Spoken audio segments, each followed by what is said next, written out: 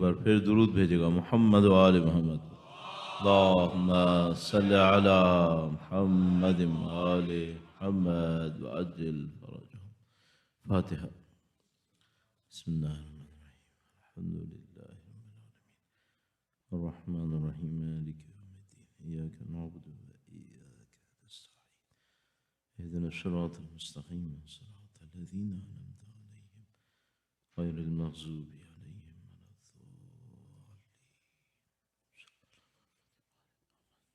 وقت کے امام کے حضور ادائے احترام کے لیے ان کی نظر لطف کو حاصل کرنے کے لیے ایک بار پھر درود بھیجے گا محمد و آل محمد. محمد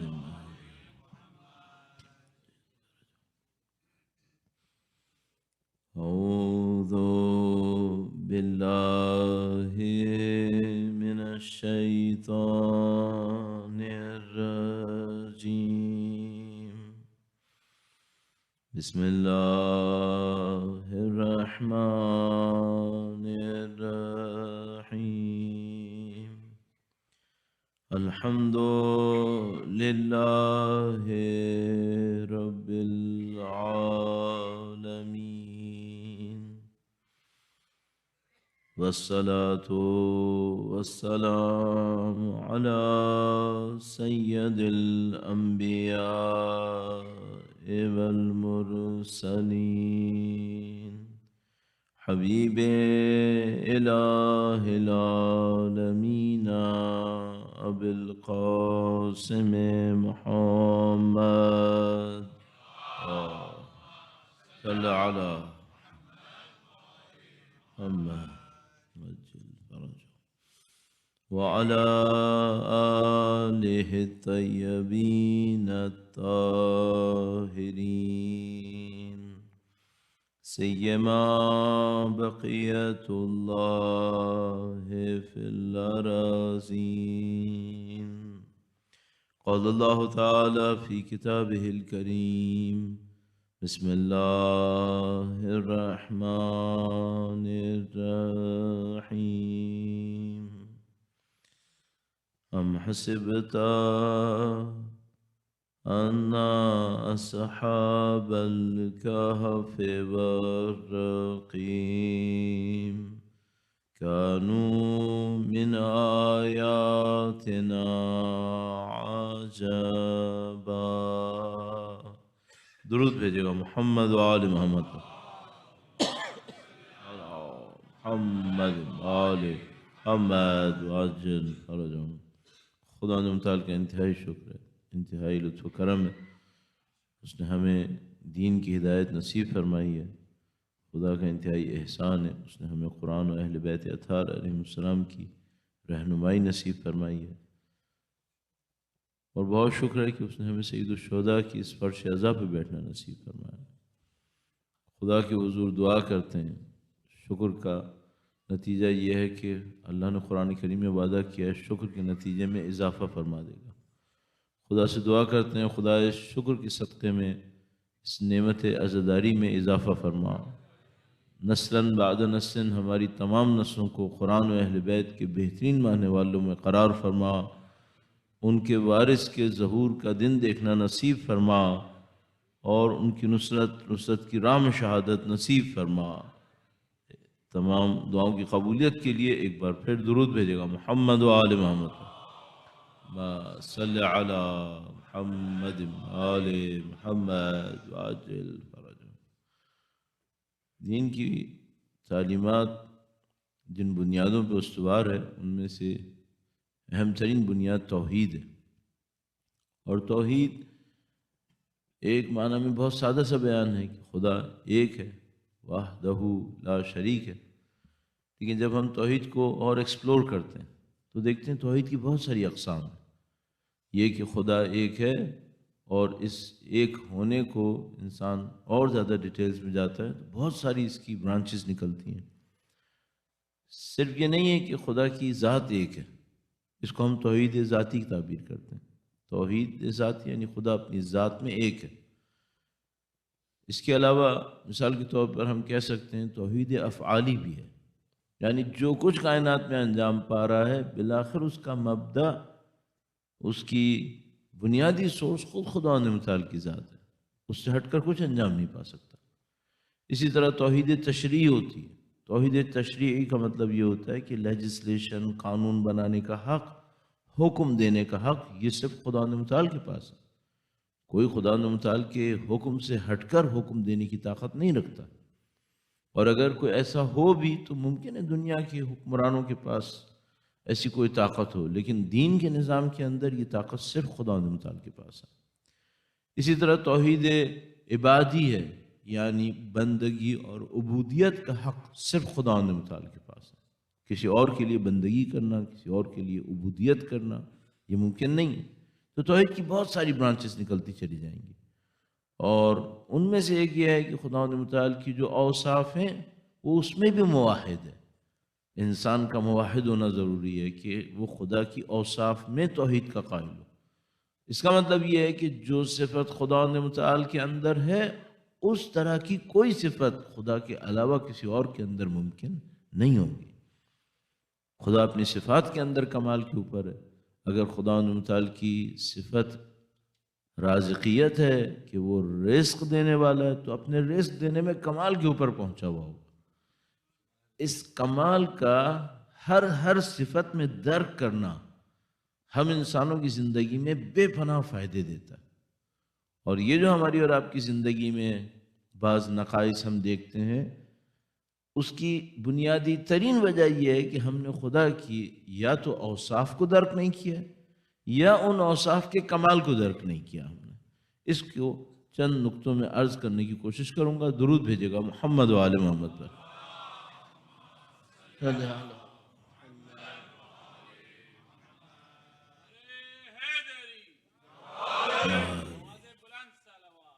اللہم صلی علی محمد آل محمد وعجل فرجہ۔ کل آپ کی خدمت میں عرض ہوا کہ انسان جب بھی اپنے اعمال کے اندر کوئی کوتاہی دیکھتا ہے، کوئی کمی دیکھتا ہے ارادی اعمال کے اندر، سوتے ہوئے آپ نے کہیں ریفلیکشن دکھا دیا، اس سے مطلب نہیں ہے۔ ارادی اعمال کے اندر انسان کوئی کمی دیکھتا ہے تو کوئی نہ کوئی روٹ اس کی عقیدے کے اندر ہوگی۔ ویسے تو ظاہری طور پہ انسان یہ کہہ سکتا ہے کہ میرا عقیدہ صحیح ہے لیکن میں کنٹرول نہیں کر پایا، تو جہاں پہ اس کی زندگی خطرے میں ہوتی ہے وہاں کیوں کنٹرول کر لیتا ہے پھر؟ مثال کے طور پر اگر کوئی انسان بہت بھوکا ہو اور سامنے زہر رکھا ہو تو کیا کھاتا ہے؟ وہاں کیوں کنٹرول کر لیتا ہے؟ اس کا مطلب ہے کنٹرول کے اندر بھی ایک عقیدہ مؤثر ہوتا ہے۔ تو اگر عقیدے کی کوئی کمی نہ ہو تو پھر کنٹرول بھی آ جائے گا، سارے کام کر لے گا۔ کہیں نہ کہیں عقیدے کی کمی، وہ عقیدے کی کمی کیا ہے؟ تو کل آپ کی خدمت میں انتہائی اجمالاً آپ کی خدمت میں بیان ہوا کہ تو قیامت کا جو عقیدہ ہے، واپسی کا عقیدہ کہ اس دنیا کے بعد ایک اور دنیا ہے، اس میں بھی کچھ کمی ہے سمجھنے میں۔ اور آج میں توحید کے حوالے سے آپ کی خدمت میں عرض کرنا چاہتا ہوں، وہ یہ کہ اگر انسان نے خداوند متعال کی اوصاف کو سمجھا، یہ تو سب مانتے ہیں کہ خدا ہے، حتیٰ قرآن کریم فرماتا ہے تم ان کافروں سے پوچھو کہ زمین و آسمان کو کس نے خلق کیا۔ تو جو کم سے کم مکہ کی سرزمین پہ مشرک تھے وہ بھی خدا کو مانتے تھے، کہتے تو خدا نے خلق کیا، تھے مشرک لیکن وہ آج کے زمانے کے ایتھیسٹ تو نہیں تھے۔ اگر ان میں تھے بھی تو اس کو بھی قرآن کریم نے بیان کیا ہے، لیکن مکے کے عمومی لوگ ایتھیسٹ نہیں تھے۔ البتہ قرآن کریم نے اس کو ریفر کیا ہے کہ جب ان سے پوچھتے ہیں کہ زمین و آسمان کو کس نے خلق کیا اور تم لوگوں کو کس نے خلق کیا، تو وہ کہتے ہیں کہ ان ہیا الا حیاتنا الدنیا نموت و نحیا وما یہلکنا الا الدہر۔ کچھ لوگوں سے اس کو نقل کیا، بیان کیا کہ جب ان سے پوچھا جاتا ہے کہ کس نے تمہیں خلق کیا، کیا ہوا، تو وہ کہتے ہیں دنیا کے علاوہ کوئی زندگی نہیں ہے۔ نموت و نحیا، ہم مرتے ہیں زندہ ہوتے ہیں، وما یہلکنا الا الدہر، یہ زمانہ ہے جو ہمیں زندہ کرتا ہے اور مار دیتا ہے۔ تو وہ ایتھیزم کی تعبیر اس آیہ کریمہ کے اندر ریفلیکٹ ہو رہی ہے۔ لیکن مکے کے زیادہ تر لوگ ایسے نہیں تھے، مکے کے زیادہ تر لوگ خدا کو مانتے تھے۔ تو اس خدا کے ماننے کے باوجود اوصاف کے اندر یا تو صفت نہیں پہچانتے تھے یا صفت کے کمال کو درک نہیں کر رہے تھے۔ اب مثال کے طور پر اس میں ہم لوگ کی زندگی سے تعلق بھی ہے، وہ یہ کہ اگر کوئی اس بات کو مان لے اور تھوڑی دیر کے لیے اس کے اوپر اپنے ذہن کو لانے کی کوشش کرتے ہیں کہ رزق چاہے کسی بھی قسم کا ہو، رزق کسی بھی قسم کا ہو، بریکٹس کھول لوں ذرا سے یہاں پہ، آیا رزق صرف پیسہ ہوتا ہے؟ آیا رزق صرف کھانا ہے؟ آیا رزق صرف دنیا کی زندگی ہے؟ تو ہم جو خدا سے رزق مانگتے ہیں، انصافاً ہم میں سے زیادہ تر لوگ رزق کے نام پہ کیا مانگ رہے ہیں؟ یہی سب کچھ تو مانگ رہے ہیں، جبکہ ہمارے پاس روایت موجود ہے کہ رزق مثلا اس روایت کے اندر 20 یا 10 فرمایا پسترین دنیا ہے، جو رزق ہے اس میں جو سب سے پست ہے دنی وہ یہ دنیا ہے، اس کا رزق۔ اچھا، اور آپ پوچھ سکتے ہیں کہ بھئی چلو یہ تو ہے رزق، دنیا، کھانا پینا، اولاد ایک رزق ہے، اور کیا رزق ہے؟ یہ کہ انسان علم حاصل کرے، یہ رزق نہیں ہے؟ اگر جسم کا رزق کھانا ہے اور جسم نے چند سال سے زیادہ باقی نہیں رہنا ہے، اور اصل وجود جس نے باقی رہنا ہے وہ روح ہے، تو روح کا رزق کیا ہے؟ یہاں پر ذرا سا بس ایک اور اشارہ کر دوں آپ کی خدمت میں۔ بعض اوقات کیا ہوتا ہے، ہم لوگ پوری ایک مجلس پڑھ ڈالتے ہیں 50 منٹ، اور جو لوگوں کو فائدہ دیتی ہے وہ کوئی 1 منٹ کی بات ہوتی ہے۔ تو اگر کوئی دماغ میں چیز آ رہی ہوتی ہے تو آدمی سوچتا ہے اسی کو بول دو، شاید اصل میں یہی بولنے کا تھا، باقی تو سب یوں ہی ہو گیا۔ درود بھیجے گا محمد و آل محمد و آل محمد وعجل فرج۔ اس کے اوپر بہت زیادہ گفتگو کی گئی ہے فلسفے میں بھی اور دوسرے علوم کے اندر بھی، البتہ وہ جن کے اندر یہ طاقت ہے کہ وہ مادی اور غیر مادی دونوں چیزوں کو دیکھ لیں۔ آج کل بدقسمتی سے یونیورسٹیز کے اندر زیادہ تر سائنسز نے نان میٹیریل ایگزسٹنس کو اپنے کریکولم سے باہر نکال دیا، تو حتیٰ جو فلاسفرز ہوتے ہیں وہ نان میٹیریل ایگزسٹنس کے بارے میں کوئی گفتگو کرنے کو تیار نہیں ہوتے۔ لیکن بہرحال اگر آپ کسی ایسی یونیورسٹی کے اندر ہوں، ایسی کسی تعلیمی جگہ پر ہوں جہاں پہ نان میٹیریل ایگزسٹنس کو بھی ڈیل کیا جا سکے، تو وہاں پر یہ بات کی جاتی ہے کہ انسان کے وجود میں کیا کوئی نان میٹیریل ایگزسٹنس ہے؟ ظاہر ہے کہ ہم مانتے ہیں کہ بھئی انسان میں بدن کے علاوہ ایک روح بھی ہے، ثابت کیسے کریں؟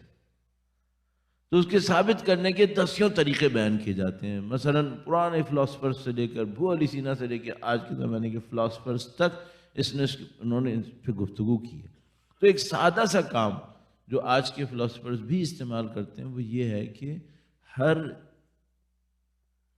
ہر چیز کو کسی ظرف کی ضرورت ہوتی ہے رکھنے کے لیے۔ مثلا جب انسان کھانا کھائے گا تو یہ کھانا کہیں تو باڈی میں ٹکے گا، البتہ بعض لوگ اتنا کھاتے ہیں کہ پتہ نہیں چلتا ٹکتا کہاں ہے، یہ واقعا میں حیران ہوں۔ سو بہرحال اگر کوئی کھانا کھا رہا ہے تو یہ باڈی میں کہیں ٹکے گا، تو اس کو ظرف چاہیے۔ کیا ہم لوگ کچھ ایسی چیزیں بھی انٹیک کر رہے ہیں اپنے وجود میں جو مٹیریل نہیں ہے؟ جو مٹیریل نہیں ہے، مثلا ہماری محبتیں، ہمارے جذبات، ہماری بعض معلومات جو مٹیریل نہیں ہے، یہ کہاں اسٹے کر رہی ہیں ہمارے وجود میں؟ ان کا ظرف کہاں ہے؟ آپ کے پاس 2 راستے رہ جائیں گے، یا تو آپ یہ کہیں کہ علم مٹیریل ہے اور وہ برین سیلز کے اوپر سٹور ہو رہا ہے، اور اگر آپ یہ قبول نہ کریں کہ علم میٹیریل ہے اور آپ یہ کہیں کہ علم نان میٹیریل ہے، تو پھر آپ کو ایک نان میٹیریل ظرف چاہیے ہوگا اپنے وجود کے اندر۔ یہ کہ آپ علم کو میٹیریل مانیں، اس میں 10 قباحتیں ہیں، اور آپ علم کو نان میٹیریل مانیں تو پھر فوراً آپ کو اپنے وجود کے اندر ایک نان میٹیریل ایگزسٹنس کو قبول کر لینا پڑے گا، جس کو آپ ابھی فی الحال نفس یا روح یا کوئی بھی چیز تعبیر کر سکتے ہیں۔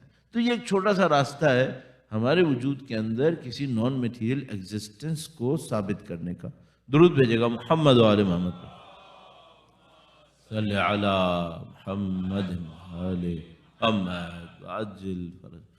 اور مجھے یقین ہے کہ اس سے ابھی فی الحال آپ کے لیے فلسفیکل آرگومنٹ پورا نہیں ہوا ہوگا، کیونکہ ظاہر ابھی ایک پارٹ رہ گیا کہ علم میٹیریل ہے یا میٹیریل نہیں ہے۔ لیکن آسانی کی خاطر عرض کر رہا ہوں، حتیٰ اگر کوئی کہے کہ علم میٹیریل ہے، جس کے نان میٹیریل ہونے کو ثابت کرنا بہت آسان ہے، تو میں ایک اور بات پوچھوں گا، یہ جو کبھی کبھی میں اور آپ اپنے عرفانی تجربوں سے گزرتے ہیں، یہ میٹیریل ہے، یہ نان میٹیریل ہے؟ یہ کہاں اسٹور ہو رہا ہے؟ یہ کہ میں اور آپ خداوند متعال کے ساتھ ایک خاص رابطے میں آتے ہیں کبھی کبھی، اس کا جو اثر ہے میٹیریل ہے یا نان میٹیریل ہے؟ کہاں اسٹور ہو رہا ہے یہ سب؟ آپ کو اور ہمیں خواہ نہ خواہ ایک ایسی ایگزسٹنس کو اپنے اندر ماننا پڑتا ہے جو نان میٹیریل ہوگی۔ یہ سارے عرفانی تجربے، یہ سارے علوم، حتیٰ حسی تجربے اپنی ایکسٹریکٹ فارم میں اس نان میٹیریل ایگزسٹنس میں اسٹور ہو پائیں گے، ورنہ کبھی اسٹور نہیں ہو پائیں گے۔ اور اگر کچھ لوگ اس ایک جملے کو پکڑ کے ثابت کرنا چاہیں تو میں ان کی خدمت میں عرض کر دوں، اس کو میں ابھی نہیں کوریت پاؤں گا، وہ یہ کہ اگر علم میٹیریل ہو 100% میٹیریل، تو کمپیریزن پاسبل نہیں ہوگا، کبھی بھی کمپیریزن پاسبل نہیں ہوگا نان نیومریکل ایگزسٹنس کے درمیان۔ نیومریکل ایگزسٹنسز کے درمیان کمپیریزن پاسبل ہے، جیسے کہ کمپیوٹرز کر رہے ہوتے ہیں، لیکن آپ کمپیوٹر سے کبھی یہ پوچھیں کہ یہ زیادہ جذباتی ہے یا وہ زیادہ جذباتی ہے، اس وقت جو خوشی مجھے ملی یہ زیادہ ہے یا وہ زیادہ ہے؟ کمپیوٹر کے پاس شاید کوئی راستہ ہو جس سے وہ آپ کی باڈی کے اندر موجود کسی ہارمون کی ایکٹیویٹی کو جانچ کر آپ کو کچھ کہہ دے، لیکن صرف خوشی کو میجر کر لے اور بتا دے کہ کون سی خوشی زیادہ ہے، یہ پاسبل نہیں ہوگا۔ اس کے لیے آپ کو کوئی روح چاہیے ہوگی جہاں پر یہ سارے نان میٹیریل آپ کے ایموشنز، آپ کے علم اور آپ کے تجربے اسٹور ہوتے رہیں گے۔ یہ خود ایک رزق ہے، اور اس کی وجہ سے بعض لوگوں کی روح بہت چھوٹی ہے اور بعض لوگوں کی روح بہت بلند روح ہے، بہت بلند روح ہے۔ بلند روح کی کیا نشانی ہے؟ پست روح کی کیا نشانی ہے؟ انشاءاللہ اگلے چند دنوں کے اندر بعض روایات ایسی یقیناً آئیں گی جس کے اندر ارواح کی بلندی اور ارواح کے حقیر ہونے کی طرف اشارہ ہوگا، تو اس سے ہم ایکسٹریکٹ کر پائیں گے۔ لیکن فی الحال کے لیے بس اتنا چلتے ہیں آگے کہ یہ بات ہوئی کہ انسان کے وجود کے اندر رزق بہت زیادہ طریقوں سے حاصل ہوتا ہے، رزق کی نوعیتیں مختلف ہوتی ہیں، یہ سارے رزق انسان کے پاس آ رہے ہوتے ہیں۔ انسان کو ہوشیار ہونا چاہیے وہ خدا سے کیا مانگ رہا ہے۔ اور مثلا بات یہاں پہ تھی کہ خدا رزاق ہے، رزق دیتا ہے، رزق کی نوعیتیں بہت زیادہ ہیں، اس میں کمال کیا ہے؟ کمال یہ ہے کہ اگر کوئی مجھ سے مانگے اور میں فارغ تھا اور میں نے اس کو تھوڑا سا دے دیا، تو یہ تو کوئی کمال ہی نہیں ہے۔ کسی نے مجھ سے مانگا، میں فارغ تھا اور میں نے اس کو تھوڑا سا دے دیا، تو یہ دینے میں کمال ہے کیا؟ نہیں۔ تو دینے میں کمال کیا ہے؟ دینے میں کمال یہ ہے کہ وہ ایک فارسی شاعر کہتا تھا کہ تم پانی پانی چلاؤ نہیں، پیاس بڑھاؤ ساقی خود پہچانتا ہے۔ پانی پانی چلاؤ نہیں، پیاس بڑھاؤ ساقی خود پہچانتا ہے کون پیاسا ہے اور کون پیاسا نہیں ہے۔ یہ خدا کی رزاقیت ہے۔ خدا سے مانگنے کے لیے گڑ گڑانے، التجانے، دے دے دے دے دے دے، پھر وہ 1% دے دے، یہ خدا نہیں ہے۔ اگر واقعاً ہم نے کسی چیز کو اپنے گہرائی سے، وجود کی گہرائی سے خدا سے مانگا ہے تو وہ رزاق ہے، پھر وہ دینے میں کوئی کمی نہیں کرے گا۔ صرف ایک مشکل ہے، کون خدا سے کیا مانگے گا؟ اور میں نے ابھی آپ کی خدمت میں عرض کیا، ہم لوگ زیادہ تر ایک عجیب ستم کر رہے ہیں اہل بیت کی روایات کے ساتھ، اہل بیت کی دعاؤں کے ساتھ۔ مثلا وہ فرماتے ہیں اللہم ارزقنی، اے خدایا مجھے رزق میں دے، میں فوراً کیا سوچ لیتا ہوں؟ گاڑی آنے والی، کام ہی خراب کر دیا۔ اب مثلا آپ شب قدر میں بیٹھے ہیں، خدایا مجھے رزقاً واسعاً طیبا نصیب فرما، اللہم ارزقنی رزقاً واسعاً طیبا، خدایا مجھے رزق وسیع پاک و پاکیزہ نصیب فرما۔ تو وہ فوراً ذہن میں کیا سوچ رہا ہوگا؟ ایک گھر آنے والا ہے۔ صحیح؟ اچھا، یہ جو اس نے کیا اس کا اختیار ہے کہ یہ سوچ سکتا ہے، صرف اس نے ایک مصیبت کی ہے، وہ کیا؟ ایک چیز آسمان کا جاننے والا آسمان سے مانگ رہا تھا، یہ زمین کا رہنے والا زمین پہ لے کے خوش ہو گیا ہے۔ درود بھیجے گا محمد و آل محمد، صلی علی محمد آل محمد وعجل فرج۔ تو اب مشکل ہو گئی، ہمیں رزاقیت پتہ نہیں تھی کہ رزاقیت میں کمال کیا ہوتا ہے، ہم نے رزق کا ترجمہ غلط کر ڈالا، خدا کی رزاقیت کو بھی اس چھوٹے سے رزق کے اندر گھسیڑ دیا، اور اس کے بعد خدا سے وہ چھوٹا سا رزق مانگ کے خوش ہو گئے کہ الحمدللہ ھذا من فضل ربی۔ اس کو کس خدا کے بندے نے کبھی زندگی میں فضل کہا تھا جس کو میں اور آپ فضل ربی کہہ رہے ہیں؟ عجیب بات یہ ہے کہ ہمارے پاس دسیوں روایات موجود ہیں جس میں اہل بیت اطہار علیہ السلام نے آخرت نہ بنائے دنیا تو اس دنیا کو اپنا دشمن کہا تھا۔ جو دنیا آخرت نہ بنائے اس دنیا کو اپنا دشمن کہا تھا، اور کہا تھا یہ دنیا کے جو آخرت نہ بنائے اللہ نے تقسیم میں ہمارے دشمنوں کو دی ہے۔ اب مصیبت یہ ہو گئی کہ ان کے محبین خدا سے وہی دنیا مانگ رہے ہیں جو اہل بیت نے خود کہا تھا کہ یہ ہمارے دشمنوں کو دی ہے۔ اور ستم ظریفی یہ ہے کہ اہل بیت کی دعائیں پڑھ پڑھ کے وہ مانگ رہے ہیں۔ اچھا، یہ ہم نے خدا کی رزاقیت کے ساتھ کیا کیا؟ مس انڈرسٹینڈنگ، نہ رزق سمجھے نہ رازق سمجھے۔ اب اس کے بعد ستم اور دیکھیے، اب جناب علی ایک آدمی ہے، وہ کسی جگہ کے اوپر رہ رہا ہے، کوئی ایک بزنس کر رہا ہے، کوئی ایک کام کر رہا ہے، اس سے اس کی زندگی چل رہی ہے۔ پہلا ستم تو یہ ہوا کہ رزاقیت کو ترجمہ کر لیا معاش کے اندر۔ رزاقیت میں معنویت تھی، رزاقیت میں قرب خدا تھا، رزاقیت میں اوصاف الہیہ کا انسان کے اندر متجلی ہونا تھا، رزاقیت میں روح کی بلندی تھی، وہ سب ہٹا کے، علم وغیرہ سب ہٹا کے ایک تو رزاقیت کا ترجمہ کر لیا معاش۔ اس کے بعد اب اس معاش میں بھی بجائے یہ کہ توحید کا قائل ہوتا، اس میں بھی شرک اندر شرک۔ وہ کیسے؟ میں اپنے اوپر مثال رکھ لیتا ہوں تاکہ آپ لوگ خوش ہو جائیں، چونکہ بعض ہمارے دوست احباب مولویوں کی برائی کر کے ایسے خوش ہوتے ہیں جیسے انہوں نے توحید کو حاصل کر لیا، تو میں چلو اپنے اوپر رکھ لیتا ہوں۔ تو مثال کے طور پر فرض کر لیجئے کہ مجھے خداوند متعال نے یہ سعادت دی ہے کہ میں سید الشہداء کا ذکر کر سکوں، لیکن میں یہ ذکر کروں گا تو اپنی زبان سے ہی کروں گا نا۔ اچھا، یہ زبان نہ ہو تو کیا ہوگا؟ تو مثال کے طور پر فرض کریں کوئی حادثہ، کہیں چلتے ہوئے، کہیں جاتے ہوئے، کسی بھی حادثے کے نتیجے میں یہ زبان کٹ گئی،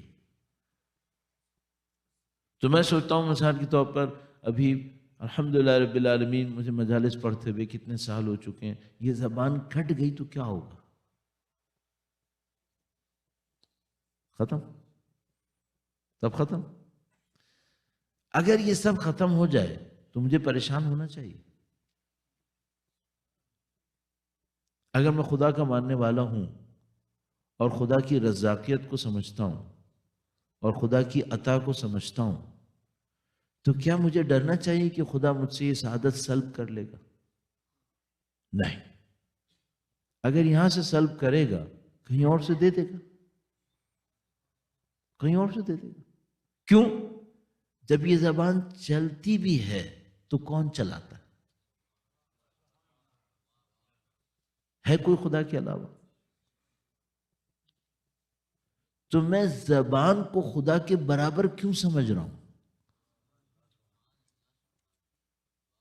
ابھی دیکھیے یہ شرک نہیں ہو گیا؟ ایک آدمی کی دکان ہے، اس دکان سے اس کی زندگی چلتی ہے۔ اچھا اس سے کوئی کہے اگر یہ دکان نہیں ہوئی تو کہے گا بد دعائیں مت دو، یہ نہیں ہو جائے گا، وہ ہو جائے گا۔ ارے بھائی جب تمہاری دکان چل رہی ہے تو رزاق کون ہے؟ خدا ہے۔ نہیں ہوئی دکان، رازق تو اپنی جگہ ہے، گھبراتے کیوں؟ ابھی تک تو سبحان اللہ تھا، کینیڈا کی نیشنلٹی چھن گئی، پھر کیا ہوگا؟ اب سب کو ڈر یہ ہے کہ پاکستان میں تو شاید رزاقیت ہے ہی نہیں۔ یہ شرک نہیں ہے؟ یہ رزاقیت میں شرک نہیں ہے؟ ہمارے والے تو سبحان اللہ کر رہے تھے۔ عزیزان محترم خطرہ یہ ہے۔ اچھا جب لوگوں کی زندگی میں شرک ہوتا ہے تو کیا ہوتا ہے؟ پھر یہ سمجھنا آپ نے پریشانیوں کی ہائی وے کے اوپر انٹری کر لی۔ موحد پریشان نہیں رہتا، کیوں؟ موحد کو یقین ہوتا ہے خدا ہے، نہیں گھبراتا۔ حضرت موسیٰ علیہ السلام بنی اسرائیل کو لے کے چلے، فرعون کا لشکر پیچھے سے آ رہا ہے۔ فرعون حضرت موسیٰ علیہ السلام کی 4 لاکھ سے اوپر قوم تھی، اس کو کہتا تھا انہا لشرذمۃ قلیل، یہ تو میری مٹھی کے برابر لوگ نہیں ہیں کیا میرے لیے؟ وہ پتہ نہیں کتنا بڑا لشکر لے کے آ رہا تھا بدبخت، کہ وہ اتنے لاکھوں لوگوں کو کہتا تھا یہ مٹھی کے برابر ہی ہیں لوگ۔ تو آگے پانی پہنچ گیا اور پیچھے فرعون آ رہا ہے، اور فرعون بھی غید و غضب کے اندر۔ اور جب وہاں پہنچ گئے تو حضرت موسیٰ علیہ السلام کے جو ساتھی لوگ تھے وہ گھبرا گئے، انا لمدرکون، ہم تو پھنس گئے، ہمیں تو پکڑ لے گا۔ اچھا اب کوئی ان سے پوچھے شرک کیا ہوا؟ خدا کہاں گیا؟ اب کیوں گھبرا گئے؟ اور حضرت موسیٰ علیہ السلام نے فرمایا کہ کوئی مسئلہ نہیں ہے، خدا ہمارے ساتھ ہے، انہ سیہدین، وہ ہمیں بتائے گا کہ کیا کرنا ہے، کوئی مشکل نہیں۔ اچھا جتنے جگادڑی بیٹھے ہوتے ہیں ادھر ادھر، اگر وہ اس بنی اسرائیل کے ساتھ ہوتے تو حضرت موسیٰ علیہ السلام سے کیا کہتے کہ آپ کم سے کم تھوڑا پلان ہی کر لیتے؟ یہی کہتے نا کہ بھئی تھوڑا سا پلان ہی کر لیتے، کسی قوم کو لے کے چلے تھے، کوئی اچھا سا گائیڈ تو ساتھ لے لیتے، کوئی مثلا پلان اے پلان بی کوئی آگے پیچھے۔ حضرت موسیٰ علیہ السلام فرمانا ہے نہیں کوئی مسئلہ نہیں، انہو سیہدین۔ کیوں؟ خدا کے کہے پہ نکلے ہیں نا، خدا کے کہے پہ نکلے ہیں، ہم نے کوئی اپنی خاطر تھوڑی کیا تھا۔ عزیزان مسلم یہ خدا ہے، اور خدا کی اوصاف کو درک کرنا، خدا کی اوصاف کو درک کرنے کے بعد اس کی کمال کو درک کرنا، اگر ہم لوگ اس طرح سے کام کرنے لگیں اس کو ہم کہیں گے موحد ہونا۔ اب میں آپ سے صرف ایک بات اس سلسلے میں اور عرض کروں گا اور تھوڑا سا آگے بڑھیں گے۔ آپ نے اپنی زندگی میں خدا کی ان اوصاف اور ان کے کمال کو کہاں سیکھا ہے؟ کہاں سیکھا؟ نہ آپ نے کوئی کورس کیا، نہ آپ نے کتابیں ایسی کوئی پڑھی، نہ آپ نے ہمارے جیسوں کے سامنے بیٹھ بیٹھ کر مثلا کچھ سیکھنا ہے، کیونکہ ہم نے سکھانا ہی نہیں ہے۔ تو میں آپ سے پوچھنا چاہوں گا یہ خدا کے بارے میں اس تفصیل میں سیکھا کہاں ہے آپ نے؟ اور ظاہر ہے کہ ہمیں آخر میں یہ کہنا پڑتا ہے کہ نہیں، زیادہ تر لوگوں نے نہیں سیکھا۔ نہیں سیکھا تو کیا ہوا؟ نہیں سیکھا یہ کہ اگر وہ توحید کو اس پیرائے میں نہیں سیکھا ہے تو پھر زندگی پریشانی میں گزرے گی، زندگی مشکل میں رہے گی۔ وَمَنْ أَعْرَضَ عَنْ ذِكْرِي فَإِنَّ لَهُ مَعِيشَةً ضَنْكًا، اور جو میرے ذکر سے دوری کرے گا اس کے لیے زندگی بہت سخت ہے، معیشت ضنکا۔ اللہ انشاءاللہ اپنی اور اپنی اوصاف کی معرفت ہم سب کو نصیب فرمائے انشاءاللہ۔ یہ جو میں نے چند سخت باتیں کہیں، ظاہر ہے کہ وہ میں نے اپنے جیسوں کے لیے کہیں، ہم اور آپ سب مل کر کوشش کر رہے ہیں تاکہ انشاءاللہ اپنے دین کو سمجھیں اور دین کو سمجھ کر اپنے آپ کو اپنے خدا سے اور زیادہ نزدیک کر سکیں انشاءاللہ تعالی۔ یہی قربتاً اللہ۔ درود بھیجے گا محمد و آل محمد، صلی علی محمد آل محمد وعجل فرجهم. یہی دین ہے. ہم شاید ہم لوگوں کے ساتھ مشکلات میں سے ایک مشکل یہ ہو گئی ہے کہ ہم دین کی علامتوں کو دین سمجھ رہے ہیں. کچھ دین کے نعرے ہیں، دین کی علامتیں خود دین نہیں ہیں. دین کیا ہے؟ دین خداوند متعال کا، خداوند متعال کے بارے میں اپنی معرفت کو بڑھانا ہے، خداوند متعال کے احکام کو پہچاننا ہے اور اس کے ذریعے سے آگے بڑھنا ہے. جو تذکرہ ہم نے جو ذکر موضوعات کے اندر رکھا تھا وہ اہل بیت اطہار کی روایات سے اوصاف کو حاصل کرنا تھا. ہمیں کیسا ہونا چاہیے اس کو حاصل کرنا تھا. تو یہ گفتگو جو چند منٹس انجام پائی، آدھا وقت شاید اسی میں لگ گیا، وہ اس بنیادی محور کے اوپر ہے کہ خدا کے اوصاف کو سمجھنا ضروری ہے. اگر ہم خدا کے اوصاف کو نہیں سمجھیں گے تو ان صفتوں کو اپنے اندر لانے کا تو چیپٹر ہی بند ہو گیا نا. قربتاً اللہ، تزکیہ نفس کیا ہے؟ ان اوصاف الہیہ کو اپنی سطح پر اپنے اندر لے کر آنا. اچھا، اگر ان اوصاف کا درک ہی نہیں ہے تو اندر کیسے آئیں گے؟ ہم اس کو اڈاپٹ کیسے کریں گے؟ تو یہ ایک بہت اہم چیپٹر ہے.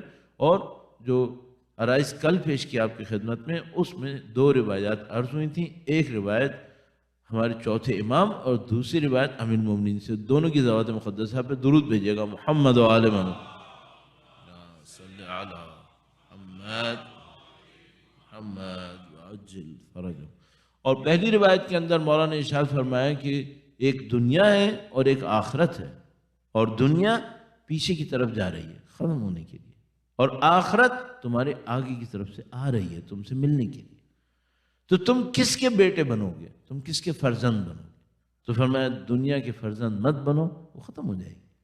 آخرت کے فرزند بنو جس نے باقی رہنا ہے. اور علامہ طباطبائی کا ایک جملہ مجھے تو کہہ کے ہمیشہ مزہ آتا ہے، جبکہ میں بہت زیادہ دہراتا ہوں. اور وہ انہوں نے ارشاد فرمایا تھا، روایات کی روشنی میں ظاہر ہے، فرماتے تھے کہ انسان فنا کے لیے خلق نہیں ہوا ہے، انسان بقا کے لیے خلق ہوا ہے. ہم فنا کے لیے خلق نہیں ہوئے، خالدینہ فیہا کے لیے خلق ہوئے. چوائس ہمارا ہے، جہنم میں یا جنت میں. فنا نہیں ہے، بقا ہے. کہاں بقا ہے؟ یا یہاں ہے یا وہاں. آپ اپنا سلیکشن خود کرو، اور ظاہر ہے کہ وہ اپنے عمل سے کرنا ہے، ورنہ باتوں میں تو سبھی جنتی ہیں. تو مرا حاجی بگو من زرا حاجی بگو. آپ مجھے بولتے رہی جنتی، میں آپ کو بولتا رہا ہوں جنتی. انشاءاللہ سب جنتی ہیں، لیکن ظاہر ہے کہ عمل سے لینا پڑے گا. ایک نفیس واقعہ ذہن میں آ گیا، وہ بھی عرض کر دوں. اللہ کے رسول نے اپنے گھر میں شاید کوئی کام کروانا تھا ایک دفعہ، تو ایک مزدور کو بلایا اور اس مزدور کو بتایا کام کہ بھئی دیکھو یہ کام ہے، یہ دیوار بننی ہے. تو اس مزدور سے کہا کہ تم کتنی مزدوری لوگے؟ یہ طے ہے سنت کے اندر، روایتوں کے اندر، کہ مزدور سے مزدوری پہلے طے کر لو. تو اس سے کہا کہ کتنی مزدوری لوگے؟ اب وہ بھی شاید ہمارا جیسا کوئی تکلفاتی بندہ، تو اس نے کہا کہ اے اللہ کے نبی، آپ مثلاً ایسی میں کہہ رہا ہوں تھوڑا سا بڑھا کر، کہ اس نے کہا کہ اے اللہ کیسی باتیں کر رہے ہیں، آپ ہمارے نبی ہیں، میں آپ کے لیے کام کروں گا. تو اللہ کے نبی نے اصرار کیا کہ نہیں تم بتا دو تم کتنی اجرت دو گے. تو اس نے کہا نہیں میں ایسے نہیں کر سکتا، میں آپ کے لیے خدمت کروں گا اور یہ ہوگا وہ ہوگا. اللہ کے نبی نے کہا ٹھیک ہے تم شروع کرو کام. تو اس نے شروع کیا تو اللہ کے نبی وہیں کھڑے ہو گئے. یہ بھی ان کے آداب میں سے، اخلاق میں سے تھا کہ وہ کسی ایسے انسان کے اوپر بھی جس پہ کوئی توجہ نہیں دیتا تھا وہ توجہ دیتے تھے. تو وہ تشریف فرما ہوئے اور وہ دیوار بنانے لگا، جو بھی صحیح کرنا تھا کرنے لگا، اور باتیں کرتے کرتے اس نے موقع دیکھ کے اجرت مانگ لی. موقع دیکھ کر اس نے کہا اے اللہ کے نبی آپ دعا کریں میں جنت میں چلا جاؤں. جو ہوشیار آدمی تھا اس نے سوچا 2-8 درہم لے کے کیا کروں گا، جنت مانگ لوں. جیسے ہی اللہ کے نبی سے اس نے یہ کہا کہ اے اللہ کے نبی دعا کریں میں جنت میں چلا جاؤں، اللہ کے نبی نے فرمایا میں دعا کروں گا تم عمل کرنا، تم عمل کرنا. صحیح. اللہ کے نبی کی دعا کے بعد کچھ بچتا تھا کیا؟ نبی نے فرمایا نہیں، میری دعا لینے کے لیے بھی عمل کرنا پڑے گا. ہاں ایک جگہ ایسی آتی ہے جہاں پر انسان اپنے آپ کو ایلیجیبل ثابت کر دیتا ہے، اس کے بعد کہتا ہے اللہ کے نبی میرے لیے دعا کریں. وہاں نبی فرماتے تھے ہاں میں دعا کروں گا. اسی کتاب کے اندر اسی روایت اسی طرح کی روایت میں ایک اور روایت موجود ہے. اللہ کے نبی مسجد میں تشریف فرما ہوئے ایک جوان کونے میں زانوں پہ سر دیے بیٹھا تھا. اللہ کے نبی تشریف لائے اور دیکھا کہ شاید کوئی مثلا جیسے دنیا میں ہوتا ہے وہ کسی کو بھی کونوں میں کھدروں میں پریشانی میں دیکھتے تھے فوراً اس کے پاس پہنچ جایا کرتے تھے. تو اس کے پاس گئے اور اس کو جیسے ہاتھ لگا کر اس سے کہا سر اٹھائے. تو اس نے سر اٹھایا تو لوگوں نے دیکھا کہ اس کی آنکھیں بہت زیادہ جاگنے کی وجہ سے سرخ ہوئی تھی اور رویا تھا اور جاگا تھا. تو اللہ کے نبی نے دیکھا اور فرمایا کیف اصبحت، کیسی زندگی گزر رہی ہے. یہ روٹین کا ایک جملہ ہے جیسے کیا حال احوال ہے. تو کیف اصبحت. اب وہ آدمی تو لگتا ہے عبادتیں کر کر کے ایک جگہ کے اوپر پہنچا ہوا تھا. تو اس نے کچھ نہیں کہا، اس نے کہا اصبحت علی یقین، میری زندگی یقین پہ گزر رہی ہے. صحیح ہے. اب آپ دیکھیے ذرا سی ایک لطافت ہے یہاں پہ. ہم لوگ پوچھتے ہیں حال احوال کیا ہے، جسم کا پوچھتے ہیں روح کا. اتنی بصیرت نہیں ہے کہ روح کا پوچھیں، ہم جسم کا پوچھتے ہیں. اللہ کے نبی نے پوچھا زندگی کیسی گزر رہی ہے، اس نے جسم کا جواب دیا روح کا. اس کو پتا تھا نبی جسم سے زیادہ روح میں دلچسپی رکھتے ہیں. اس نے نہیں بتایا میری ٹانگ میں درد ہے، میری آنکھیں سوجی ہوئی ہیں. اس نے کہا میں یقین پر ہوں. روح سے جواب دیا. نہ میں پوچھنے والا اہل روح نہ آپ بتانے والے اہل روح. وہ وہاں پہ ڈائلاگ جو تھا وہ اس لیول کے اوپر ہو رہا تھا. اللہ کے نبی نے پوچھا کیسی زندگی گزر رہی ہے، تو وہ سمجھ گیا کہ جسم سے نہیں پوچھ رہے بلکہ روح سے پوچھ رہے ہیں. تو اس نے کہا اصبحت علی یقین. یہ روح جو ہے یہ جسم کی طرح 3 حالتوں میں رہتی ہے. ایک اور روایت موجود ہے، کبھی انشاءاللہ پروردگار نے توفیق دی تو عرض کروں گا. جس طرح بدن انسان کا کبھی مرتا ہے، کبھی سوتا ہے، کبھی بیمار ہوتا ہے، کبھی شفا یاب ہوتا ہے، روح بھی 4 حالتوں میں رہتی ہے. تو وہ سمجھ گیا کہ میری روح سے پوچھ رہا ہے. تو کہا اصبحت علی یقین، میں یقین پر ہوں.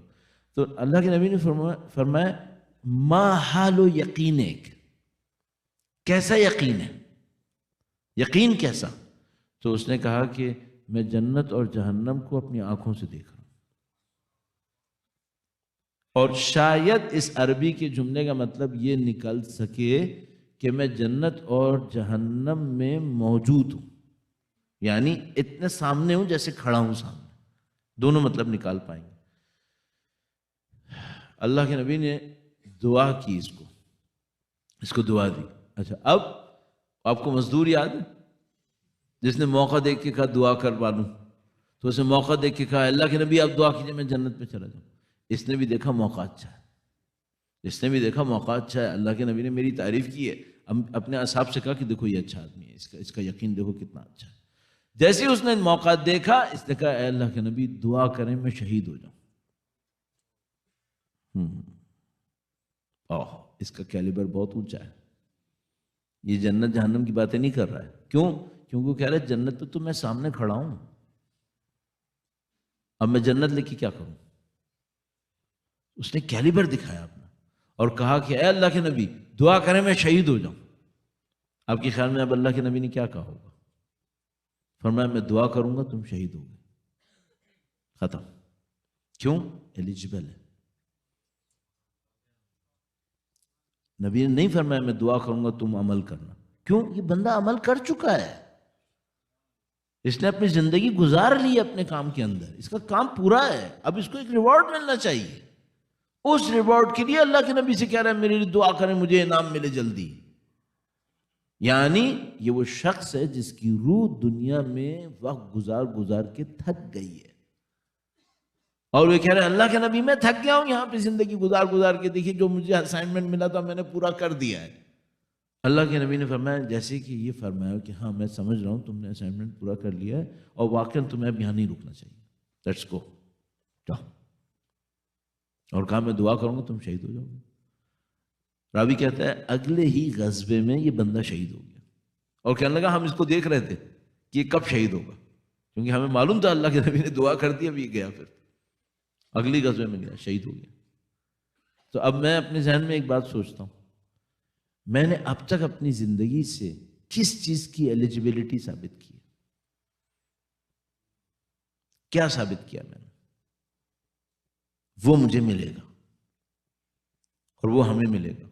درود بھیجے گا محمد و آل محمد.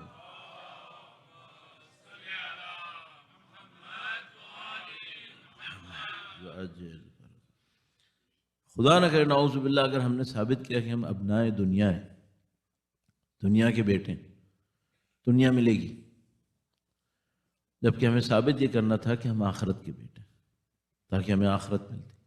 دوسری روایت میں آپ کی خدمت میں عرض کر رہا تھا، دوسری روایت مولا امیر المومنین سے ہے. ایک بار پھر درود بھیجے گا محمد و آل محمد.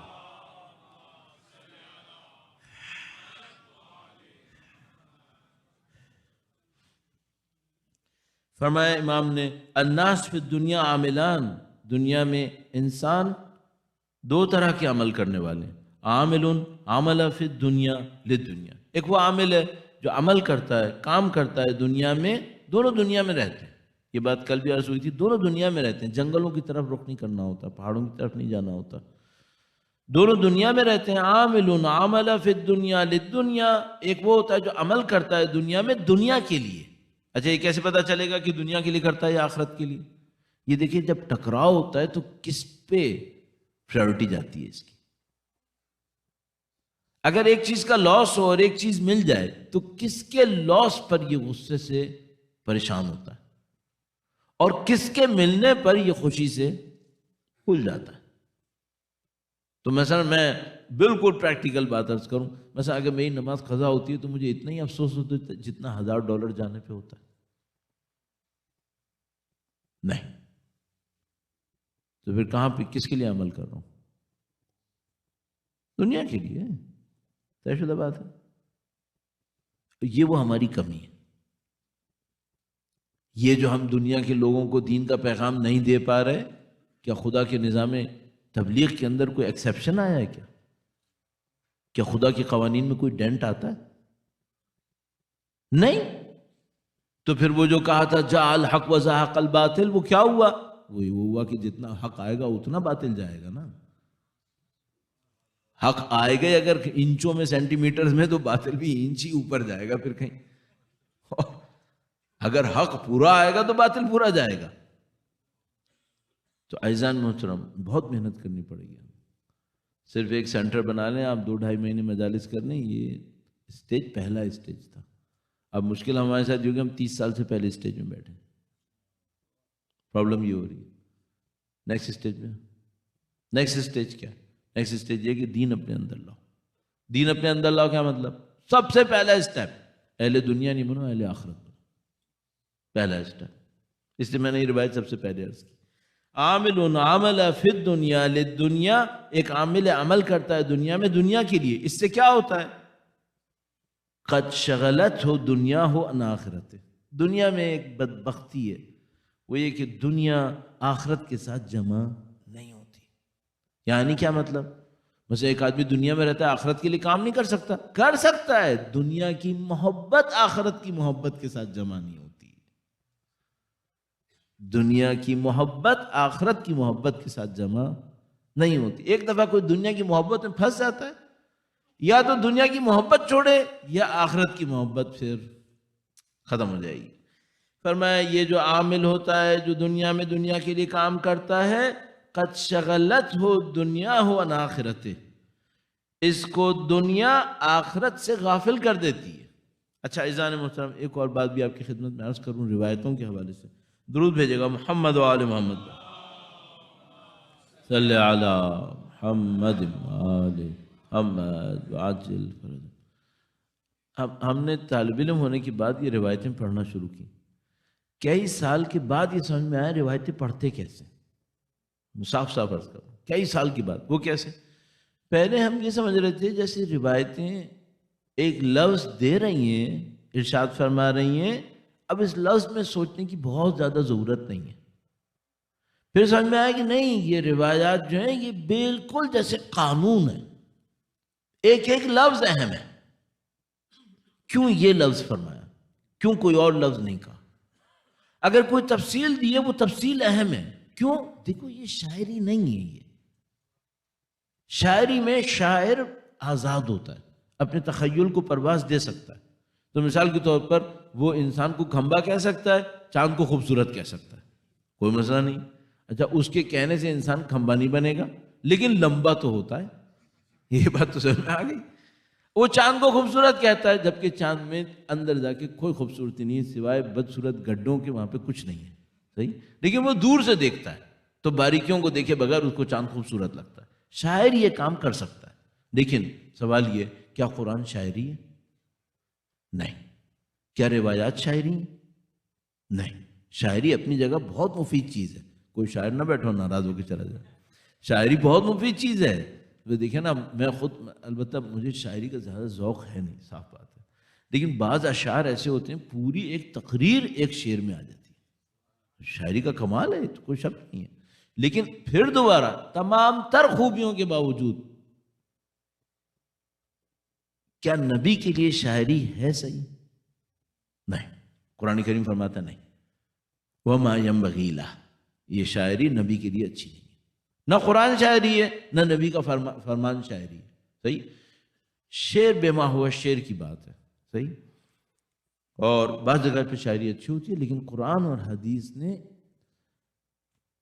میں پھر ڈر رہا ہوں کوئی شاعر ناراض ہونے والا ہے، ٹھیک ہے، میں عرض کر دوں، ایک بات عرض کر دوں، شاعری صنف کلام کی ایک صنف ہے۔ کلام کی مختلف اصناف ہوتی ہیں، کیٹیگریز ہوتی ہیں۔ کلام کی ایک کیٹیگری ہوتی ہے برہان، جس کو ہم لوگ سالڈ دلیل کہتے ہیں۔ کلام کی ایک کیٹیگری ہوتی ہے خطابت، جس کا کام ہوتا ہے دوسروں تک جذبات کے ساتھ کسی چیز کو پہنچا دینا۔ کلام کا ایک کیٹیگری ہوتی ہے جدل، جس کا مطلب ہوتا ہے سامنے والے کو چپ کرا دینا، صحیح ہے۔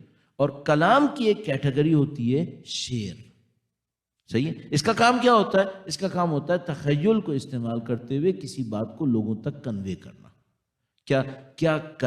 کیا شاعری فزکس اور میتھمیٹکس کی طرح پریسائز ہونا ضروری ہے؟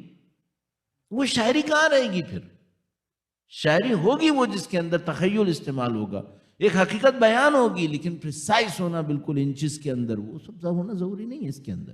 اس خاطر میں عرض کر رہا ہوں قرآن شاعری نہیں ہے۔ کیوں؟ قرآن پریسائز ہے۔ حدیث شاعری نہیں ہے، حدیث پریسائز ہوتی ہیں، ان کے اندر ہلنے کی گنجائش نہیں ہوتی، آپ دو لفظ اس کی اپنی مرضی سے تبدیل نہیں کر سکتے، یہ کچھ اور ہوتا ہے۔ تو اس خاطر عرض کیا تھا، فرمایا قد شغلت ہو دنیا و آخرت، یہ جو آدمی دنیا میں عمل کرتا ہے دنیا کے لیے، یہ دنیا کی محبت اس کو آخرت سے دور کر دیتی ہے۔ ایک اور مصیبت اس کے اندر، بس ایک تو مشکل کیا آ گئی، اس کے اندر غفلت آ جاتی ہے۔ کس سے غفلت؟ آخرت سے، یہ آخرت سے غافل ہو جاتا ہے۔ دوسری بات کیا ہوتی ہے؟ یخشا علی من یخافہ علی من یخلفہ الفقر ویامنہ علی نفسہ فیفنی عمرہ فی منفعت غیرہ۔ فرمایا اس کے اندر ایک خوف ہوتا ہے، دنیا پرست کے اندر ایک مشکل ہے، آخرت سے غفلت ہوتی ہے۔ دوسری بات کیا ہوتی ہے؟ اس کے اندر ایک خوف ہوتا ہے۔ خوف کس بات کا؟ ہمیشہ ڈرتا رہتا ہے فقر سے، دنیا کے جانے سے، ہمیشہ ڈرتا رہتا ہے۔ اچھا، یہ اپنے بارے میں دنیا کے جانے سے زیادہ ڈرتا ہے یا اپنی اولاد کے لیے؟ اولاد کے لیے یہ ڈرتا رہتا ہے کہ اگر میں نے ان کو دنیا نہیں دی تو دنیا ان کے ہاتھ سے نکل جائے گی۔ اپنے لیے ڈرتا، اپنے محنت کرتا ہے اور اپنی اولاد کے لیے دنیا جمع کرتا ہے۔ تو امام فرما رہے ہیں یہ جس کے لیے دوسروں پہ ڈرتا ہے اپنے آپ کو اسی میں مبتلا کرتا ہے۔ یہ اپنی اولاد کے لیے کس بات پر ڈر رہا تھا؟ کہ یہ فقیر نہ ہو جائے، اور اب یہ قیامت میں کیسا اٹھنے والا ہے؟ فقیر۔ تو ڈر رہا تھا اولاد کے لیے کہ فقیر نہ ہو، اور خود کو کس میں مبتلا کیا؟ اسی فقیری میں، بدتر فقیری میں مبتلا کیا۔ دنیا کی فقیری ہوتی 40-45 سال زیادہ کی نہیں ہوتی، تیری فقیری ابدیت کی ہے۔ تو فرمایا یہ دوسروں کے لیے جس چیز کے بارے میں ڈرتا ہے اپنے آپ کو اسی میں مبتلا کر دیتا ہے، بس اس کی زندگی فنا ہو جاتی ہے۔ امام نے لفظ استعمال کیا یفنی عمرہ، یہ اپنی عمر کو فنا کر دیتا ہے۔ کیا مطلب؟ اس نے باقی زندگی کے لیے کچھ جمع نہیں کیا، اس کی زندگی فنا ہو گئی۔ فَيَفْنِي عُمْرَهُ فِي مَنْفِعَةِ غَيْرِهِ، اس نے اپنی عمر کو فنا کر دیا ہے دوسروں کے فائدے کے اندر۔ اور دوسروں کا بھی کیا فائدہ سوچا؟ دنیا کا. تو اس نے نیٹ لاس کیا. ایک تو اپنی زندگی برباد کر دی، فنا کر دی، خود آخرت کے لیے کچھ نہیں کمایا. دوسرا، جن کے لیے بہتری بھی سوچی تو وہ کہاں کی بہتری سوچی؟ دنیا کے اندر. وہ خود فانی جگہ تھی. تو اپنی زندگی وہ بھی فنا کر دی، اور جو دوسرے کے لیے بہتری سوچی وہ بھی فنا کے لیے سوچی. تو کیا حاصل کیا؟ باٹم لائن میں ملا کیا پھر آخر؟ کچھ بھی نہیں. اب دوسرا گروپ دیکھیے گا. ایک تو یہ گروپ تھا جو دنیا میں کام کرتا ہے لیکن دنیا کے لیے کرتا ہے. تو اس نے دو بدبختیاں لے کر آ گیا اپنے لیے. امام فرما رہے ہیں کہ ایک تو یہ کہ اس نے کیا کیا، ایک تو یہ کہ یہ آخرت سے غافل ہو گیا، اور دوسرا یہ کہ ہمیشہ کے خوف میں مبتلا ہو گیا. اور جب یہ دو چیزیں اس کے اوپر طاری ہوئیں تو جو اپنے لیے کیا وہ بھی فنا، اور جس کی بھی لیے بہتری کی وہ خود فنا. تو کوئی نیٹ رزلٹ کچھ نکلا ہی نہیں. اچھا، اب وہ جو دنیا میں رہتا ہے لیکن آخرت کے لیے کرتا ہے، وہ کیا ہے؟ امام نے فرمایا وہ جو ایک اور عامل ہے، وَعَامِلٌ عَمَلَ فِي الدُّنْيَا لِمَا بَعْدَهَا. اور ایک اور ہے جو عامل ہے دنیا میں لیکن دنیا کے لیے عامل نہیں ہے، دنیا کے بعد کے لیے عمل کرتا ہے. اس کو کیا ملا؟ اب اس کو بیان کرتے ہیں. امام درود بھیجے گا محمد و آل محمد پر. صلی علی محمد وَعَامِلٌ عَمَلَ فِي الدُّنْيَا لِمَا بَعْدَهَا. یہ ایک عامل ہے، اس نے دنیا میں عمل کیا ہے بعد کے لیے. تو کیا ہوا؟ فَجَاءَهُ الَّذِي لَهُ مِنَ الدُّنْيَا بِغَيْرِ عَمَلٍ.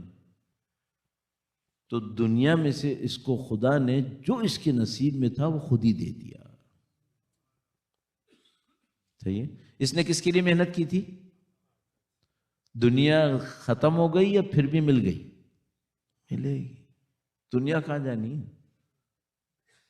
امام نے ایک اور قول کے اندر بہت مشہور قول آپ کو یاد ہوگا، فرمایا الرزق رزقان، رزق تطلبک و رزق یطلبک. فرمایا رزق دو قسم کا ہے. ایک وہ رزق ہے جس کے پیچھے تم بھاگتے ہو، اور ایک وہ رزق ہے جو تمہارے پیچھے بھاگتا ہے. جو تم بھاگتے ہو وہ تمہیں نہیں ملے گا، اور جو تمہارے پیچھے ہے وہ ہمیشہ تم تک پہنچ جائے گا. صحیح. اب یہ جو آدمی تھا، دوسری کیٹیگری کون سی تھی؟ یہ دنیا میں تھے لیکن کس کے لیے تھے؟ آخرت کے لیے. یہ چونکہ آخرت کے لیے تھے تو خدا نے ان کی دنیا پوری کی یا ان کو نقصان میں ڈال دیا؟ دنیا پوری کر دی. دنیا میں سے جو نصیب تھا وہ ان کو مل گیا. فرمایا امام نے فَجَاءَهُ الَّذِي مِنَ الدُّنْيَا بِغَيْرِ عَمَلٍ. تو اس نے دنیا میں جو کام نہیں کیا تھا، دنیا کے لیے نہیں کیا تھا، تب بھی خدا نے اس کو دنیا دے دی. فَأَحْرَزَ الْحَظَّيْنِ مَعًا. تو دونوں دنیاؤں کے فائدے اس نے اٹھا لیے. وَمَلِكَ الدَّائِرَيْنِ جَمِيعًا. اور دونوں گھروں کو ایک جگہ پر مالک ہو گیا، دونوں کا مالک ہو گیا. فَأَصْبَحَ وَجِيهًا عِنْدَ اللَّهِ. اب جب کہ اس نے اپنی دنیا کی پرواہ نہیں کی، آخرت کی پرواہ کی، تو خدا نے دنیا بھی دے دی، مالک دارین بھی کر دیا، اور ایک اور کام بھی کر دیا. وہ کیا؟ اپنے نزدیک اس کو مقام بھی دے دیا. اصبح وجیہن. آپ کو یاد ہے وجیہن کا لفظ کہاں استعمال ہوتا تھا؟ توسل کے اندر. یا وجیہن عند اللہ. امام فرما رہے ہیں جو یہ آدمی یہ کام کرے گا نا وہ اللہ کے نزدیک وجیہ ہو جائے گا. اور وجیہ کا مطلب کیا ہوتا ہے؟ اب ہم لوگ کیا کہتے ہیں؟ یا وجیہن عند اللہ اشفع لنا عند اللہ. امام فرما رہے ہیں اس وجیہ کی تعریف میں فَأَصْبَحَ وَجِيهًا عِنْدَ اللَّهِ. یہ اللہ کے نزدیک وجیہ ہو جاتا ہے. کیا مطلب؟ لا يسأل اللہ حاجة فَيَمْنَعُهُ. کوئی حاجت خدا سے نہیں مانگتا کہ خدا نہ دے، جب بھی مانگتا ہے خدا دے دیتا ہے. یہ وجیہن ہے. اب اس بندے کو کیا ملا؟ اس نے دنیا میں رہتے ہوئے آخرت کے لیے کام کیا، دنیا بھی اس کو مل گئی، آخرت بھی مل گئی، پلس کیا چیز؟ مالک کائنات کے نزدیک وجیہ ہو گیا. اس وجیہ ہونے کے بعد انلمیٹڈ سورس اس کے لیے اوپن ہو گئی. اب یہ جو فرمایا نا کہ یہ اللہ سے مانگتا ہے تو خدا منع نہیں کرتا، یہ دنیا میں ہے یا آخرت میں ہے؟ دونوں میں. اب ذرا تصور فرمائیں خالدینہ فیہا کی زندگی میں یہ انلمیٹڈ سورس اس کے پاس ہے، جو مانگے گا خدا دے گا. وجیہ ہوتا ہی یہی، یا وجیہن عند اللہ اشفع لنا عند اللہ. دنیا میں یا آخرت میں؟ دونوں میں. اب مجھے صرف ایک بات دیکھنی ہے، بالآخر میں وہ ہوں جس نے دنیا میں رہ کے دنیا کے لیے کام کیا ہے، یا وہ ہوں جس نے دنیا میں رہ کے آخرت کے لیے کیا. اور ظاہر دعوت جو ہماری آپ کی خدمت میں ہے، عرض جو آپ کی خدمت میں ہے، وہ یہی ہے کہ دیکھیے ایسا نہ ہو کہ ہمیں دنیا دھوکہ دے دے اور ہم دنیا میں رہ کے دنیا کے لیے کام کرنے لگیں. ہمیں دنیا میں رہ کر آخرت کے لیے کام کرنا تھا. درود بھیجے گا محمد و آل محمد، محمد و آل محمد وعجل فرج. عزیزان محترم، یہ سلسلہ مجالس کی تیسری مجلس ہے اور یہ چند دنوں میں ختم ہو جائے گی، تو آپ زیادہ نہیں گھبرائیے، صحیح ہے نا. لیکن آپ سے میں ایک التجا کروں گا، درخواست کروں گا، اہل بیت کی روایات پڑھتے رہیے گا. اس میں زندگی ہے، اور باقی کہیں سے بھی آپ کچھ لیں گے نا، اس میں زندگی نہیں ہوگی. اگر موت نہ ہوئی تب بھی زندگی نہیں ہوگی. زندگی یہاں ہے. فرمایا امام نے، اتنا عجیب قول ہے، ہم لوگ کیوں نہیں سمجھ پا رہے. بعض اوقات انسان کو واقعاً تعجب ہوتا ہے. فرمایا شرقوا ام غربوا لن تجدوا علما نافعا الا عندنا. فرمایا تم لوگ مشرق میں چلے جاؤ یا مغرب میں چلے جاؤ، کارآمد مفید علم ہمارے سوا کہیں نہیں پاؤ گے. علم وہاں ہے، تم کہاں جا رہے ہو؟ تو میں آپ کی خدمت میں عرض کروں گا، آپ الحمدللہ پتہ نہیں کتنی رپورٹس اپنے آفس کی پڑھتے ہوں گے، پتہ نہیں کتنی چیزیں کیا کیا کرتے ہوں گے. ہر روز اپنی زندگی میں کم سے کم ایک روایت اہل بیت کی ضرور پڑھیں. مجھے 34 سال ہو گئے طالب علم بنے ہوئے، اور میں چند دن روایتیں نہیں پڑھوں تو مجھے لگتا ہے اس میں کھوکھلا ہو گیا اندر سے. تو میں آپ کی خدمت میں عرض کروں، اپنے آپ کو کیوں محروم کریں؟ آج کل الیکٹرانک علم کا زمانہ ہے، اتنی کتابیں الحمدللہ رب العالمین، ہزاروں کتابیں ہمارے پاس الیکٹرانک فارم میں موجود ہیں، اردو میں، انگلش میں، عربک، پرشین، سب زبانوں کے اندر. کیوں محروم کریں؟ ان روایات کو پڑھیں، دیکھیں اس میں زندگی ہے. اور کتنا عجیب ان کی تاثیر ہے. اگر انسان واقعاً دیکھنا، وہ کل پرسوں شاید مجھ سے کوئی کہتا مولانا آپ کی باتیں بہت سادہ سادہ سی باتیں، تو میں کہتا ہاں سادہ باتیں، ہم نے کون سا فلسفہ بھی کھیلنا ہے یہاں پہ. لیکن میں یہ دیکھنا چاہ رہا تھا کہ اہل بیت کی کلام میں سادگی کے باوجود گہرائی ہے یا نہیں ہے. بے پناہ گہرائی ہے، بے پناہ گہرائی. تو یہ پروردگار عالم کا لطف و کرم ہے، سید الشہداء کے نام پر ہمیں بیٹھنا نصیب کیا. سید الشہداء کی انشاءاللہ شفاعت بھی نصیب کرے گا، اور انشاءاللہ ان کے راستے پر چلتے ہوئے شہادت بھی نصیب کرے گا انشاءاللہ تعالی. اور عرض صرف اتنی رہے گی کہ جب آپ سید الشہداء کے نام پہ بیٹھیں، ان کے راستے کو طلب کریں. میں اب تفصیل میں آپ کا وقت نہیں لوں گا. یہ جو میں اور آپ دعا کر رہے ہیں، اللہم ارزقنا فی الدنیا زیارت الحسین وفی الآخرت شفاعت الحسین. جب اس شخص نے کہا کہ اے اللہ کے نبی میں دعا کر، آپ میرے لیے جنت کی دعا کریں، تو امام نبی نے فرمایا میں دعا کروں گا تم. ہم کہہ رہے ہیں اے خدایا ہمیں شفاعت حسین نصیب فرما، بغیر عمل کے. اس سے بڑا دعویٰ بھی ہے، وہ کیا؟ اللہم احشرنا تحت لواء الحسین. خدایا ہمیں امام حسین کے پرچم کے نیچے حشر ہونا نصیب کر دے. یا اللہ، اس پرچم کے نیچے جانے کے لیے کیا کرنا ہوتا ہے؟ کم سے کم تو یہ ہے، تو سمجھ میں تو جو آتا ہے میں چھپا رہا ہوں ابھی، کم سے کم آپ کے سامنے عرض کرنے کے لیے عرض کر رہا ہوں، کم سے کم یہ ہے کہ باطل سے لڑنا تو پڑے گا نا. البتہ مجھے لگتا ہے شاید اس سے زیادہ ہے، مجھے لگ رہا ہے اس سے زیادہ ہے. مجھے لگ رہا ہے کہ شاید سید الشہداء کے پرچم کے نیچے حشر ہونے کے لیے شہید ہونا پڑتا ہے، اس سے کم نہیں ہے. شاید یہ لگ رہا ہے، شاید وہ اپنے لطف و کرم سے اپنے پرچم کے سائے کو وسیع کر دیتے ہوں گے، اور اس کے نتیجے میں صرف لڑنے والے بھی اس کے اندر شامل ہو جاتے ہوں گے. لیکن بظاہر یہ لگتا ہے کہ جب تک شہادت نہیں ہوگی اس لشکر میں کیسے کوئی شامل ہوگا جس کا سردار امام حسین ہے، سید الشہداء، شہیدوں کے سردار امام حسین. لہذا جو سید الشہداء کے ساتھ چلنے والے تھے، انہوں نے اس موقع کو دیکھ کر پیچھے ہٹنا قبول نہیں کیا. وہ جو سید الشہداء کے، اگر ہم اس مجازی لفظ کو استعمال کر لیں گے، جو سید الشہداء کے عشق میں مبتلا تھے، جیسے ہی انہوں نے دیکھا کہ سید الشہداء کربلا کے راستے پہ جا رہے ہیں، انہوں نے کہا ہم یہ چانس مس نہیں کریں گے۔ کیوں؟ پھر نہیں معلوم کب امام حسین کے ساتھ اٹھنا نصیب ہوگا۔ تو وہ عاشقان سید الشہداء کے ساتھ متصل ہو گئے، اور پھر ایسے موقع بھی آئے جب سید الشہداء نے ایک ایک کو کہا تم بھی جاؤ، تم بھی جاؤ، تم بھی جاؤ، انہوں نے کہا نہیں ہم نہیں جائیں گے، ہم رکیں گے۔ آج وفات کی مجلس ہے بی بی معصومہ قم سلام اللہ علیہ کی مناسبت سے، درود بھیجے گا محمد و آل محمد،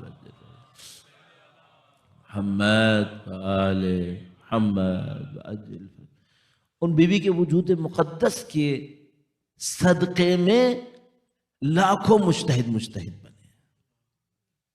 یہ رزق ہے، یہ رزق۔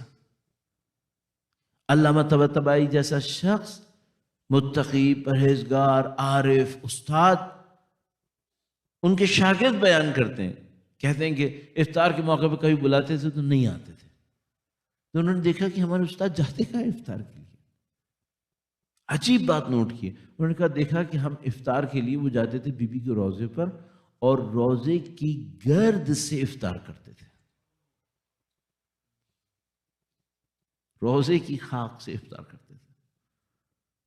ان لوگوں نے بیوی کے مرقد سے یہ سب کچھ حاصل کیا، وہاں بیٹھ کے کمالات حاصل کرتے تھے۔ ان بیوی کا مقام بہت بلند ہے، اور ہمیں اس کے اثرات نظر آتے ہیں، علم کی صورت میں، تقوی کی صورت میں، پرہیزگاری کی صورت میں۔ الحمدللہ رب العالمین، وہ تمام ملاکات جو ہیں، وہ جو کمالات ہیں، وہ سب وہاں سے نظر آتے ہیں اور بیان ہوئے۔ یہ سب اہل بیت اطہار علیہ السلام کی ملاکات کا نتیجہ ہے۔ اور بس اگر چند جملے مسائل کے میں آپ کی خدمت میں عرض کروں، یہ معنویت، یہ بصیرت انسانوں کو سید الشہداء کے نزدیک لے گئی۔ اور سید الشہداء، میں نے عرض کیا آپ کی خدمت میں، بار بار بعض لوگوں کو فرماتے تھے کہ تم جا سکتے ہو، چلے جاؤ یہاں سے۔ عزیزان محترم، کیا ہمارے لیے اچھا نہیں ہوگا کہ ہم سید الشہداء کے اطراف میں جو شہداء تھے، مجاہدین تھے، ان سے ہی توسل کر لیں کہ ہمیں امام حسین سے نزدیک کر دیں؟ اور جب میں سوچنے لگتا ہوں کہ میں کیسے توسل کروں، تو میں سوچتا ہوں کہ یہ جو اطراف میں موجود ہیں، اگر دنیاوی طور پر، ظاہری طور پر کوئی شخص ایسا ہے جس کا ظاہری طور پر کوئی مقام نہیں ہے لیکن وہ شہداء میں ہے، تو شاید میں اس سے التجا کروں کہ میرے لیے کچھ کر دے۔ اور وہ شخص ہیں، عظیم الشان ہستی، جن کو سید الشہداء خود کہہ رہے تھے کہ اے جون تم چلے جاؤ۔ ایک موقع پہ سید الشہداء نے تمام غلاموں کو طلب کیا اور کہا کہ ہم سختی کے وقت میں غلاموں کو آزاد کر دیتے، تو جتنے بھی غلام تھے سب کو آزاد کر دیا، اور جتنے بھی لوگ کوئی کسی اور سلسلے میں ساتھ تھے سب کو اجرتیں دیں، سب کو پیسہ دیا، اور کہا کہ ہماری طرف سے کسی کے اوپر کوئی بیعت نہیں ہے، کسی کے اوپر کوئی ذمہ داری نہیں ہے، اگر کچھ تھا وہ ہم نے آزاد کر دیا، جو جانا چاہتا ہے یہاں سے چلا جائے۔ جب سید الشہداء نے یہ ارشاد فرمایا تو حضرت جون کہاں جانے کا ارادہ کر رہے تھے، وہ سید الشہداء کے ساتھ کھڑے ہوئے نظر آئے۔ جون نے التجا کی کہ مولا میں نہیں چاہتا کہ میں جاؤں، میں چاہتا ہوں میں آپ کے ساتھ رہوں۔ سید الشہداء نے اصرار فرمایا کہ نہیں، ہم غلاموں کو اس مشکل میں نہیں ڈالنا چاہتے، یہ مشکل ہماری خاطر آئی ہے، ہم غلاموں کو اس مشکل میں نہیں ڈالیں گے۔ جون یہ جانتے تھے کہ اگر میں امام حسین کو یہ کہوں گا نا کہ میں کچھ دینا چاہتا ہوں تو سید الشہداء نہیں لیں گے، لیکن اگر میں کہوں گا کہ میں کچھ لینا چاہتا ہوں تو سید الشہداء دے دیں گے۔ جون بہت موقع شناس تھے، سید الشہداء کی شخصیت کو پہچاننے والے تھے، موقع شناس مثبت سینس کے اندر، وہ جانتے تھے مجھے سید الشہداء سے کیسے بات کرنی ہے۔ تو آپ نے نہیں دیکھا ہوگا انہوں نے کہا ہوگا کہ میں آپ کی جان کا دفاع کروں گا، میں یہ کروں گا، میں وہ کروں گا، انہوں نے سب یہ نہیں کہا۔ انہوں نے سید الشہداء سے یہ کہا کہ مولا میں تو کب کا انتظار کر رہا تھا کہ جب انسانوں کو مقام نصیب ہونا ہوگا تو میں آپ کے ساتھ رہوں گا، اور مجھے بھی کچھ مقام نصیب ہو جائے گا۔ سید الشہداء نے فرمایا جان تم کیا چاہتے ہو، تم کیا لینا چاہتے ہو؟ جان جانتے تھے سید الشہداء کا در اقدس کتنا وسیع ہے، لیکن اپنی گفتگو کو شروع کرنے کے لیے فرمایا، کہا دیکھیے امام میرا جسم سیاہ ہے، میں چاہتا ہوں یہ سفید ہو جائے۔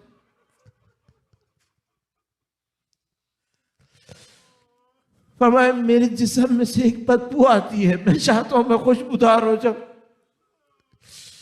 میں قسم کھانے کو تیار ہو سکتا ہوں کہ انہوں نے جسم پہ اشارہ نہیں کیا ہے، یہ سب ارواح کی طرف اشارے ہیں۔ فرمائیں گے ہم نفس کی قید میں مبتلا ہیں، مولا ہم چاہتے ہیں ہم آپ کی راہ میں قربانی دیں تاکہ ہمارے نفس کو آزادی نصیب ہو جائے۔ سید الشہداء نے جب حضرت جان کا یہ عزم دیکھا تو اس عزم کی تعریف کی، اور بالکل رسول خدا کی طرح جنہوں نے جب اس جوان کا عزم دیکھا تو فرمایا میں دعا کروں گا تم شہید ہو جاؤ گے۔ جان سے کہا کہ میں تم کو اجازت دیتا ہوں۔ اب جان خوش ہو گئے کہ جو میں چاہتا تھا وہ مجھے نصیب ہو گیا۔ اور ایک موقع آیا جب سید الشہداء سے اجازت دے کر دشمنوں کی طرف گئے تو مشہور و معروف ہے کہ جب جان دشمنوں کے سامنے پہنچے تو دشمنوں سے کہا کہ اب آؤ حسین کی غلاموں کی جنگ دیکھو۔ وہ اپنے اس عنوان پر اتنا فخر کرتے تھے کہ میں حسین کا غلام ہوں، فخر فرماتے تھے۔ تو جب دوسرے آ کر اپنے خاندانوں کے حسب و نسب کو بیان کرتے تھے تو انہوں نے آ کر اپنا حسب و نسب یہاں سے بیان کیا، کہا اب آؤ اور حسین کے غلاموں کی جنگ دیکھو۔ بس ایک موقع آیا جب جان زمین پر گرے، اصحاب سید الشہداء آگے بڑھے کہ بالآخر ایک غلام ہے جو مرا ہے، اور سید الشہداء اتنے کریم ہیں کہ انہوں نے اصحاب کو روک دیا اور کہا کہ میں خود جاؤں گا جان کو اٹھانے کے لیے۔ عزیزان محترم آپ ایسے کریم امام کے ماتم کے لیے بیٹھے ہیں۔ آپ امام تشریف فرما ہوئے جان کے نزدیک گئے، روایات کے مطابق جان میں کچھ رمق باقی تھی۔ سید الشہداء نے جان کی آنکھوں سے تمام مٹی اور خون کو صاف کیا اور جان کے سر اقدس کو اپنے زانوں کے اوپر رکھ دیا۔ خوش قسمتی کا عجیب عالم تھا۔ جان بیدار ہوئے اور انہوں نے ایک عجیب لمحہ دیکھا کہ وہ جو مولا ہے اس نے غلام کے سر کو اٹھایا ہوا۔ جان آخری لمحوں میں مسکرائے اور مسکرانے کے بعد جان خدا کو سپرد کی۔ جب مولا چوتھے امام بنی اسد کے ہمراہ جنازوں کو دفنا رہے تھے تو بنی اسد نے ایک جنازے کو دیکھا جس میں سے نورانیت آ رہی تھی، جس میں سے مشک و عنبر سے زیادہ اچھی خوشبو آتی تھی۔ تو چوتھے امام سے پوچھا کہ مولا یہ کس کا لاشا ہے؟ فرمایا یہ جان کا لاشا ہے، میرے والد نے دعا دی۔ الا لعنۃ اللہ علی القوم الظالمین وسيعلم الذين ظلموا أي منقلب ينقلبون۔ ماتم حسین۔